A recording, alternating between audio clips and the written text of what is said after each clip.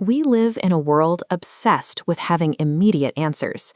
You pull a screen from your pocket, and seconds later, you have access to a continuous stream of data, facts, and breaking news.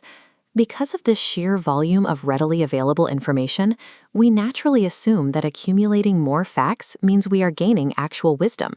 But if we pull back to ancient Athens in 430 BCE, we find a stark contrast.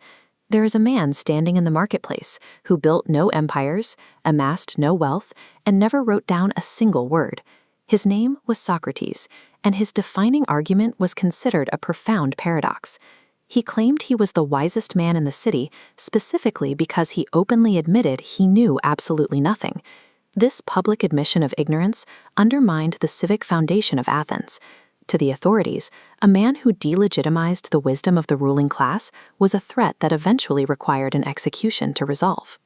To understand why a man holding no political office was put to death, you must look at what he considered society's greatest danger: false certainty.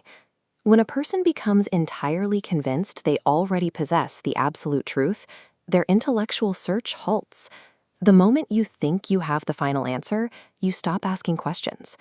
Socrates recognized the exact opposite approach. He saw that honestly recognizing your own ignorance isn't a weakness. It is the mandatory starting line for any genuine learning. He made it his mission to expose this unearned confidence wherever he found it. By constantly pointing out the limits of what people actually knew, he became a disruptive force in Athenian public life. We often hear about the Socratic method as if it is a polite classroom teaching style. In reality, it was designed as a systematic framework to dismantle arrogance. Socrates weaponized humility, subjecting citizens' beliefs to strategic questioning. If someone insisted courage was purely bravery in battle, he asked about a physician facing disease. The rigid definition splinters. He guided people to expose their own contradictions and rethink their stance.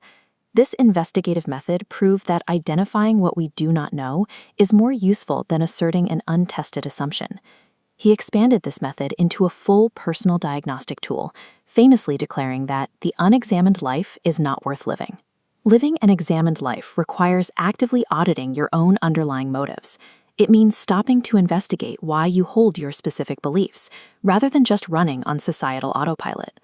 Citizens spent energy chasing success, obsessing over wealth and status, and demanding continuous public recognition, without ever pausing to interrogate who they actually wanted to become. For Socrates, this intense internal auditing was an absolute necessity. You cannot genuinely understand the world until you first interrogate your own assumptions.